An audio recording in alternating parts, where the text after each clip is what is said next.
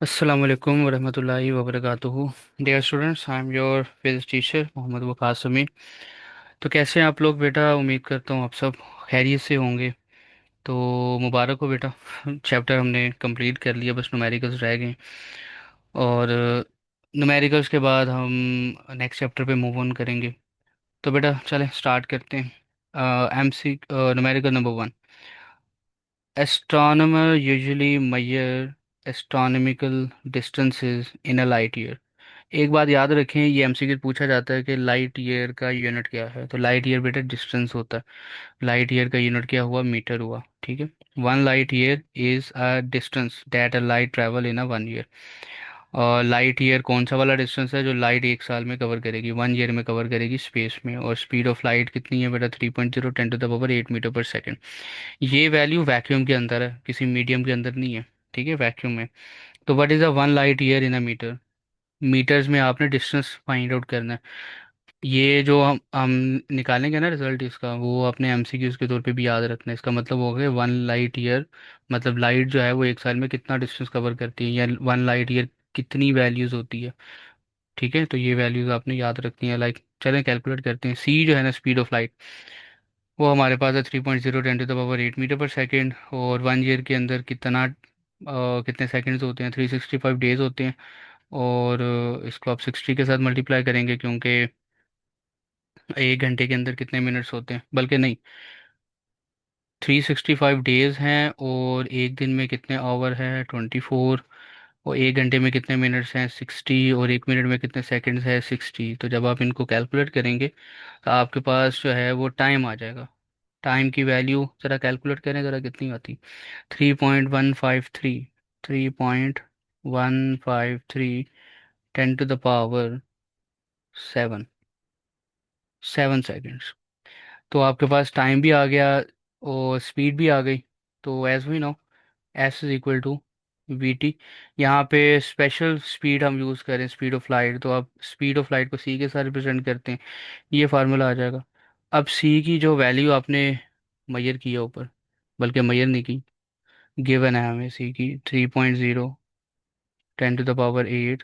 और time time हमने मैयर किया, टाइम की वैल्यू है 3.153 10⁻7।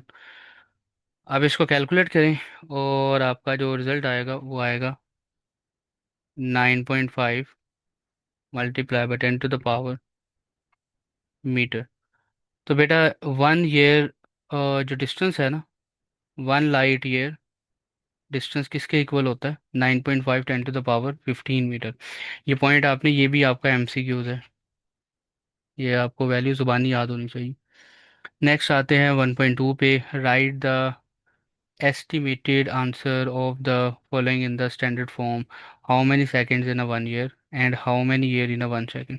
तो सबसे पहले तो हम मेजर करते हैं कि how many seconds, one year के अंदर कितने सेकंड्स है। ये अभी हमने फर्स्ट न्यूमेरिकल में किया भी है। वन ईयर, वन ईयर में कितने सेकंड्स होते हैं बेटा? 365 डेज हैं। मल्टीप्लाई बाय करें 24, multiply by 60, multiply by again 60, multiply by, बस। तो ये आप इसको कैलकुलेट करें तो आपके पास क्या आंसर आएगा बेटा? 3.15 मल्टीप्लाई बाय 10⁻7 सेकेंड्स। तो वन ईयर में इतने सेकंड्स होंगे, 3.15 10⁻7 सेकेंड। इसी वैल्यूज़ को आपने यूज़ करना है to find out the one के एक सेकंड के अंदर कितने ईयर्स होते हैं। देखें, यहीं पे हम कर लेते हैं, बी वाला पार्ट भी इसका कर लेते हैं। जब आप एग्ज़ाम्स में करेंगे तो आप दोबारा से स्टार्ट स्टार्ट से करेंगे।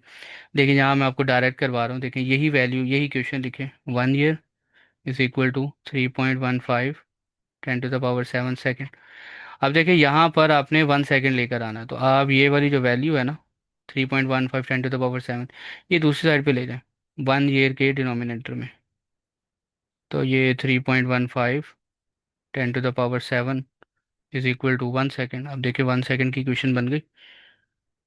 अब आप इसको सॉल्व कर लें तो आपके पास जो रिजल्ट आएगा इसका, वो आएगा 3.17 10⁻−8 ईयर्स, यानी 1 सेकंड में इतने ईयर्स होंगे। तो आई होप कि ये भी आपको समझ आ गया। नेक्स्ट पे आते हैं ज़रा।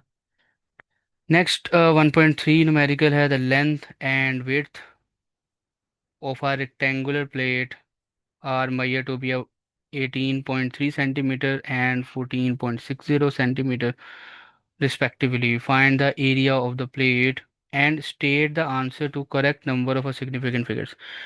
बेटा एरिया फाइंड आउट करना है, तो एरिया कैसे फाइंड आउट करें? इन दोनों वैल्यूज को मल्टीप्लाई करेंगे आपस में।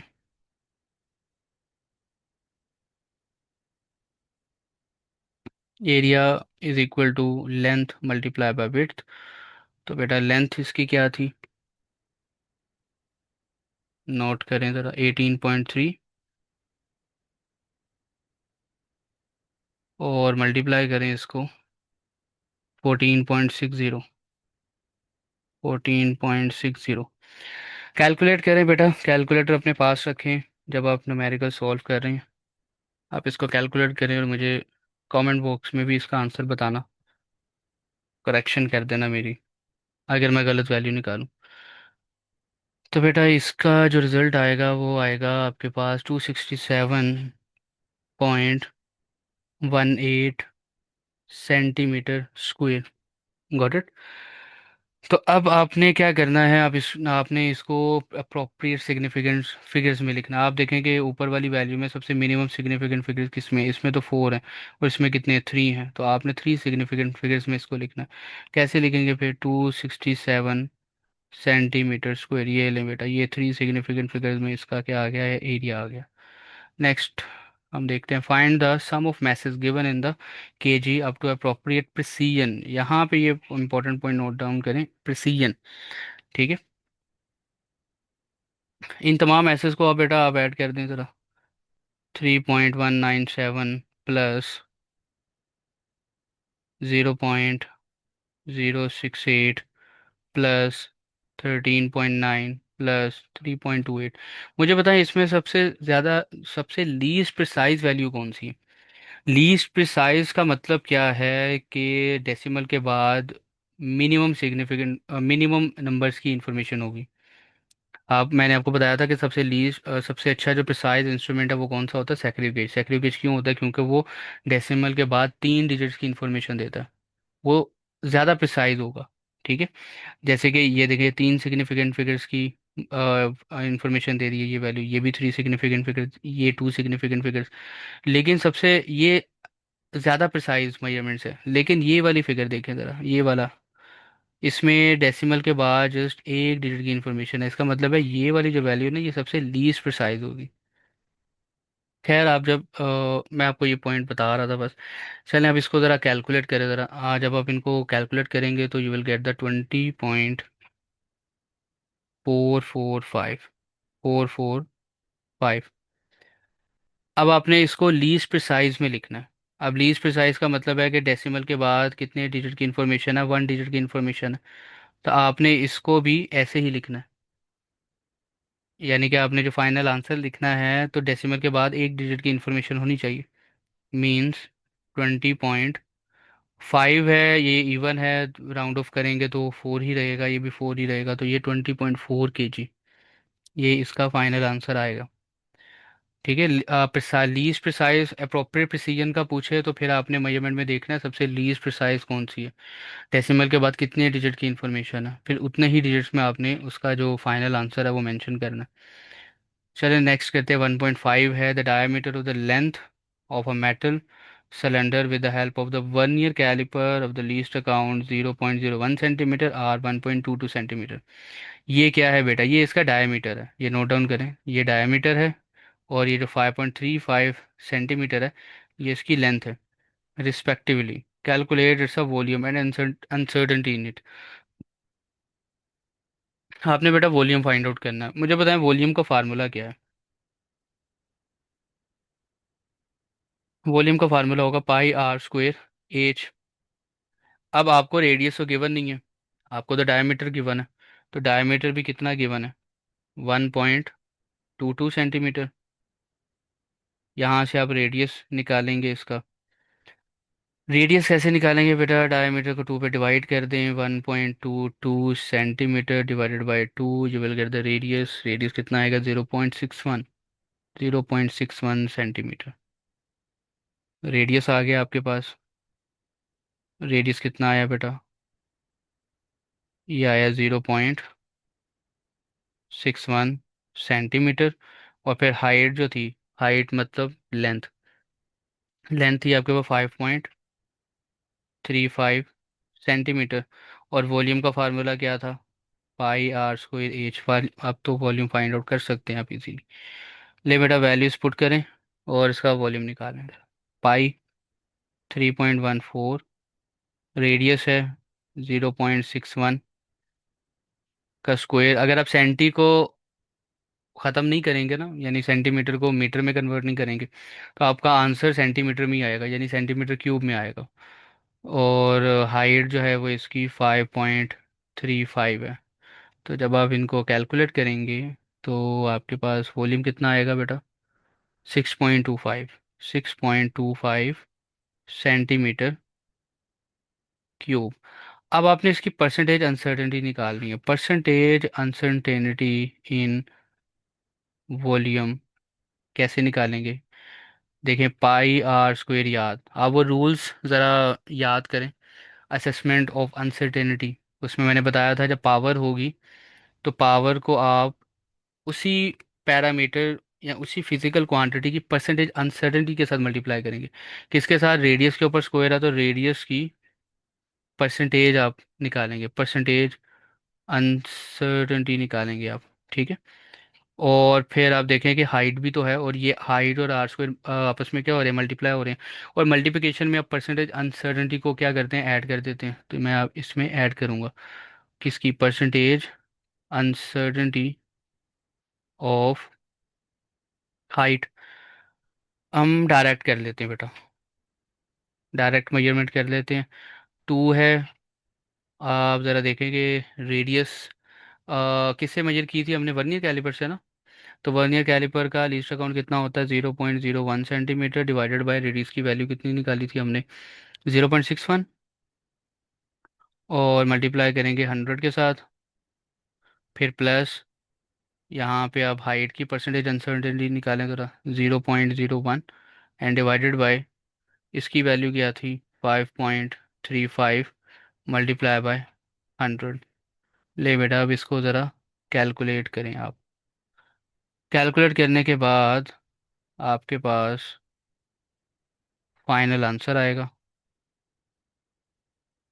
और उस फाइनल आंसर को फिर आप अब्सोल्यूट अनसर्टेनिटी में कन्वर्ट करेंगे। लाइक आप ये देखें, ये वॉल्यूम की परसेंटेज अनसर्टेनिटी, इसका जब आप सिंप्लीफाई करेंगे ना तो यू विल गेट 1.83 परसेंटेज। ठीक है। अब आपने जब फाइनल आंसर लिखना है वॉल्यूम का, वॉल्यूम का रिजल्ट निकाला था आपने 6.5 प्लस माइनस, यहाँ पे आपने एब्सोल्यूट अनसर्टेनिटी लिखनी है। जबकि ये क्या? ये परसेंटेज अनसर्टेनिटी है। तो आपने 6.25 का 1.83 परसेंटेज निकालना है। वो कैसे निकालेंगे? मैंने आपको बताया था कैसे निकालेंगे। पहले तो आप 1.83 इसका परसेंटेज रिमूव करें, 100 के साथ डिवाइड करेंगे, फिर मल्टीप्लाई करें जितने में आपने फाइंड आउट करना है, मीन 6.25 में करना है तो 6.25 के साथ आप इसको मल्टीप्लाई करें, तो आपके पास आंसर आएगा 0.1। तो ये 0.1 आंसर आ जाएगा। अच्छा, अब इसमें एक छोटी सी मिस्टेक है, और वो मिस्टेक ये है कि यहाँ पे डेसिमल के बाद कितने डिजिट की इन्फॉर्मेशन है? टू। जबकि यहाँ पे क्या है? यहाँ पे डेसिमल के बाद एक डिजिट की इन्फॉर्मेशन है, जबकि टू डिजिट की इन्फॉर्मेशन होनी चाहिए। तो आप इसको ज़रा कैलकुलेट करें, यहाँ पे एक और डिजिट आना चाहिए, क्योंकि हम वर्नियर कैलिपर के साथ कैलकुलेट कर रहे हैं, तो वर्नियर कैलिपर आपको एक डिजिट के बाद टू डिजिट की इन्फॉर्मेशन देगा। तो यहाँ पे एक और नंबर आएगा, आपने कैलकुलेट करना है, और यहाँ पे इसकी जो अप्रोप्रिएट वैल्यूज़ है ना वो लिखनी है साथ। फिर साथ में आ जाएगा सेंटीमीटर क्यूब। तो बेटा ये आपका फाइनल आंसर आएगा। ठीक है।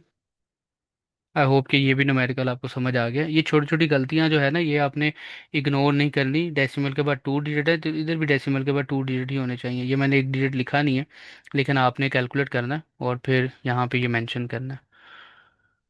नेक्स्ट आपका बहुत ही इजी न्यूमेरिकल है, शो डैट द एक्सप्रेशन ये आपके पास इक्वेशन ऑफ मोशन है, डायमेंशनली करेक्ट है, where V I is the initially velocity, initial velocity V है, ये एक्सेलरेशन है, इज एक्सेलरेशन, एंड वी है फाइनल वेलोसिटी है। और ये जो एस एन है ये डिस्टेंस है। आपने शो करना है कि ये डायमेंशनली क्या है, करेक्ट है। डायमेंशनली करेक्ट का मतलब है कि राइट हैंड साइड और लेफ्ट हैंड साइड की डायमेंशन इक्वल होनी चाहिए। तो सबसे पहले हम बात करते हैं लेफ्ट हैंड साइड की। लेफ्ट हैंड साइड पे वेलोसिटी का स्क्वायर है, फाइनल वेलोसिटी का भी स्क्वायर है, इनिशियल वेलोसिटी का भी स्क्वायर है। तो मैं जस्ट वी का स्क्वायर कंसिडर कर लेता हूँ। ले बेटा, मीटर पर सेकंड है, इसका स्क्वायर लें। आप डायमेंशन लिख दें। मीटर की डायमेंशन क्या होती है, एल है, टी की डायमेंशन -1 है, इसका ले ले स्क्वायर। यहाँ आप डायमेंशन लिखने से पहले इनका स्क्वायर ले लें। देखिए मीटर स्क्वायर है, पर सेकंड स्क्वायर आ गया। अब इनकी डायमेंशन लिख दें। मीटर है तो एल का स्क्वायर आ जाएगा, और ये T-2 आ जाएगा। तो ये डायमेंशन है। अब आपने जो है वो राइट हैंड साइड की डायमेंशन निकालनी है। राइट हैंड साइड में क्या था बेटा, 2 AS था। टू तो कांस्टेंट है, टू की कोई डायमेंशन नहीं होती। एक्सेलरेशन का यूनिट लिखें ज़रा, मीटर पर सेकंड स्क्वायर है, डिस्टेंस का यूनिट मीटर है। इसको सिंप्लीफाई करें, मीटर का स्क्वायर पर सेकंड स्क्वायर। अब अगेन इसकी डायमेंशन लिखें ज़रा, ये आ जाएगा एल का स्क्वायर, और ये आ जाएगा T-2। ले बेटा, राइट हैंड साइड और लेफ्ट हैंड साइड की डायमेंशन बिल्कुल इक्वल है, तो इसका मतलब है ये डायमेंशनली क्या है, करेक्ट है। ये एग्जांपल भी मैंने आपको करवाया था, जब ये मैंने डायमेंशन का टॉपिक करवाया था, कि अब आपने ना आइंस्टाइन की इक्वेशन को चेक करना है कि ये डायमेंशनली करेक्ट है कि नहीं है। तो आप देखें, एनर्जी है। एनर्जी का चले हम इसको ना एक दूसरे फार्मूले से करते हैं। हमने पीछे जो एनर्जी की डायमेंशन निकालने के लिए जो फार्मूला यूज़ किया था, वो काइनेटिक एनर्जी का निकाला था, काइनेटिक एनर्जी यूज़ किया था। तो आप कोई भी कर सकते हैं। लाइक मैं पोटेंशियल एनर्जी का कर लेता हूँ, MgH। मैस है किलोग्राम आ जाएगा, जी है मीटर पर सेकंड स्क्वायर आ जाएगा, हाइट है मीटर आ जाएगा। लें बेटा, किलोग्राम मीटर स्क्वायर पर सेकंड स्क्वायर। अब इसकी लिख लें आप डायमेंशंस। क्या आएगा, कैपिटल M, एल का स्क्वायर T-2। लें बेटा, ये आ गई आपकी एनर्जी की डायमेंशन। अब इसी तरह आप MC² की डायमेंशन भी निकालेंगे। मीन्स आप राइट हैंड साइड की डायमेंशन निकालेंगे। MC², M आपके पास क्या होता है, मैस होता है। यह रहेगा किलोग्राम, C स्पीड है, मीटर पर सेकंड, और इसका स्क्वायर यह रहेगा किलोग्राम मीटर स्क्वायर पर सेकंड स्क्वायर। डायमेंशन लिख लें, ML² T-2। ले बेटा, ये डायमेंशन और ये डायमेंशन बिल्कुल सेम है, इसका मतलब है ये डायमेंशनली क्या है, करेक्ट है। नेक्स्ट 1.8 है, लास्ट न्यूमेरिकल है बेटा। और लास्ट न्यूमेरिकल में आपने क्या करना है, drive a formula for the time period of the simple pendulum using a dimensional analysis. The various possible factors on which the time period T में डिपेंड्स आर। अच्छा, सबसे पहला जो स्टेप है, आपने ये चेक करना है कि ये टाइम पीरियड जो है वो किन किन पैरामीटर्स पे डिपेंड हो सकता है। फॉर एग्जांपल ये टाइम, बल्कि ये पेंडुलम है। तो आप देखें कि मैं यहाँ पे पैरामीटर लिखता हूँ। सबसे पहला पैरामीटर क्या हो सकता है, क्योंकि इस पेंडुलम की कोई ना कोई लेंथ है, तो हो सकता है, चले हम इस पे लिख लेते हैं, लेंथ पे भी डिपेंड कर सकता है ये लेंथ, जो कि L होगी। सेकंड फैक्टर क्या हो सकता है, mass of Bob. Mass of Bob can be represented by small m। तीसरा फैक्टर क्या हो सकता है, तीसरा फैक्टर बेटा एंगल हो सकता है। ये जब ये मूव करेगा, तो ये देखें ये एंगल बनेगा theta with the vertical axis. तो एंगल भी हो सकता है, एंगल थीटा। और चौथा फैक्टर ग्रेविटेशनल एक्सेलरेशन, क्योंकि पेंडुलम जो है ये under the force of gravity move करेगा ना। तो ग्रेविटेशनल एक्सेलरेशन, जिसको आप जी के साथ रिप्रेजेंट करेंगे, मैं इधर मेंशन कर देता हूँ एक्सेलरेशन, जो कि जी के इक्वल होगा। सेकंड स्टेप क्या था बेटा, सेकंड स्टेप ये था कि जितने भी पैरामीटर्स हैं जो कि डिपेंड कर सकते हैं, उनको हम इक्वेशन फॉर्म में लिखेंगे, और फिर हम उन पे पावर जो है ना वो असाइन करेंगे, A B C D। Like ये देखिए, टाइम पीरियड है, कौन कौन से फैक्टर्स पे डिपेंड कर रहा था, मैथ्स पे भी डिपेंड कर सकता है, एल पे भी डिपेंड कर सकता है, थीटा पे भी डिपेंड कर सकता है, और जी पे भी डिपेंड कर सकता है। डायरेक्टिव प्रेशर का साइन खत्म किया, कोई कांस्टेंट वैल्यू लगानी पड़ेगी, ये कांस्टेंट वैल्यू, कांस्टेंट लिख दिया मैंने। अब M L थीटा जी। अब इनकी powers A B C D। अब आपने इनको, जितने भी फिजिकल क्वांटिटीज हैं ये, इनको आप डायमेंशंस की फॉर्म में लिख लें। देखिए बेटा, ये टी है, टी की डायमेंशन क्या होंगी, कैपिटल टी आ जाएगी। ठीक है। नेक्स्ट आप करें ज़रा मैथ, ये मैथ है, मैथ की डायमेंशन कैपिटल एम है, इसकी पावर ए है। मल्टीप्लाई लेंथ की डायमेंशन एल है, पावर बी है। थीटा, थीटा की तो कोई डायमेंशन नहीं होती, लेकिन S is equal to R theta. Theta अगर आप देखें तो ये एस बाय आर, ये आगे जाके कैंसिल भी हो जाएंगे। देखें एस का, एस की डायमेंशन एल है, आर की डायमेंशन एल है, तो मैं इसको L into L minus one में भी लिख सकता हूँ, इस तरह से भी लिख सकता हूँ, एल एल माइनस वन। आगे जाके ये पावर्स जो है ना ये कैंसिल हो जाएंगी, इधर भी कर सकता हूँ लेकिन चले एक एक्स्ट्रा स्टेप हो जाएगा, तो इसलिए मैं कर नहीं रहा। चार दी, सी जो है ना इसकी पावर असाइन कर दी हमने। फिर multiply by G, G acceleration है। एक्सेलरेशन की डायमेंशन क्या होगी बेटा, एम और टी माइनस टू, ये आ गया डी। चेक कर लें क्या मैंने ठीक किया। L T minus two D. अब यहाँ पे जो आपकी लेफ्ट हैंड साइड बनती है, यहाँ पे मैथ की डायमेंशन क्या है बेटा, ज़ीरो है, और एल की डायमेंशन भी क्या है, ज़ीरो है। तो अब आप कंपैरिजन करेंगे, पावर्स को कंपेयर करेंगे। पहले चले मैथ्स को कंपेयर कर लेते हैं। मैथ्स की पावर यहाँ पे क्या है, ज़ीरो है, और यहाँ पे मैथ्स की डायमेंशन क्या, बल्कि हमने रीअरेंज भी तो करना था ना, एक स्टेप और करना है हमने।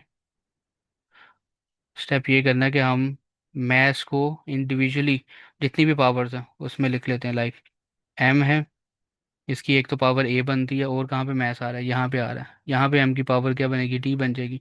तो मैं लिख दूंगा ए प्लस टी। फिर आ जाते हैं एल पे।